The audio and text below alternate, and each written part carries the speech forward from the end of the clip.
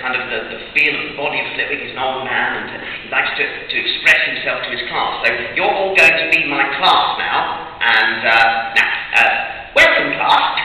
This is Charles. Now, do you all have your wands with you? Yes. Come along now. This is interactive. I'm not going to. Splendid. Yes. Now, do you all remember the swish and flick?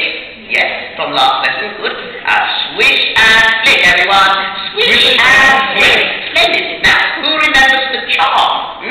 It is Wingardium Leviosa. Careful of your enunciation there, please. Don't want to turn me into a toad. Right, here we go then. We'll put the two things together now. Swish and flick and Wingardium Leviosa.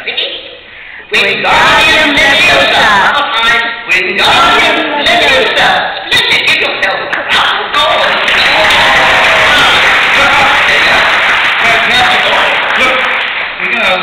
Look, we're going to go to some questions now, quickly. Okay. Now, this is a question for Ray. Stephanie, who's 8 years old, wants to know, were there any funny characters or cast members that you worked on with Star Wars or with any of your other shows that you worked on? You know, on Phantom Menace, there was always a light sort of sense on set. Ewan was always making jokes, and so was Leon. And even Nick Gillard, the stunt coordinator, everyone was really funny. On G.I. Joe, I got to say that Marlon Wayans, who plays Ripcord, you might know him, Wayne Brothers, he was funny. He was always telling jokes. I didn't think this guy shut up, but he was funny. I really liked him, and he had some great jokes and a great sense of humor.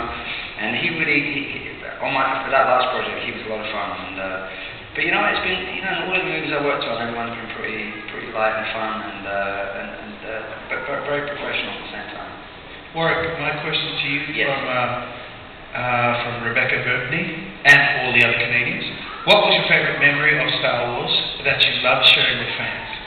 My favourite memory from Star Wars that I'd love to share. I suppose really working with the other members of the cast. Being 11 years old on a Star Wars set, of course I was the biggest fan, and I was the youngest member of the cast.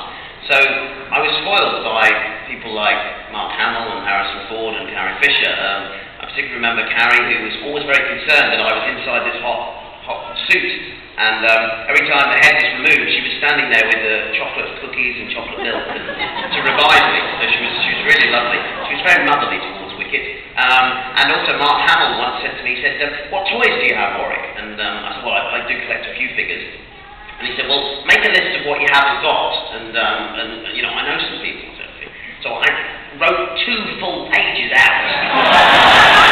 It's so embarrassing now to think I boldly handed it to Mark, and the very next day he came in with this huge package, and it contained everything that I'd written on the list, and I still have it today. Oh, look at me there. There's Kenny Baker behind as well. Fantastic. I'll be making my list out right now for that are here. Look, my final question is to both of you. Was there a character in the original or the present day Star Wars that you would have wished to have played? Gosh. That's from Don. It's tricky question. It's a tricky one. Well, for me, for the same reason, for the one reason, Han Solo and Jabba the Hutt. For having that one item. What? Slave Leia.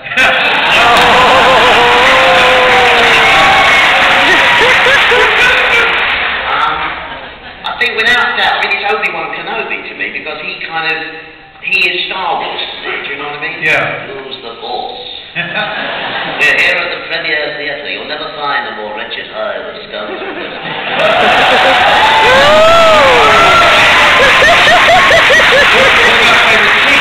Favourite scene of his? I think it's those scenes where he just sort of sits around, doesn't he? Your father's lightsaber.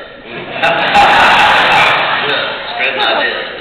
It's just a lot of that. It's very easy, isn't it? So Obi-Wan Kenobi, and he gets some action. He gets some lightsaber action, which I've never had. We should.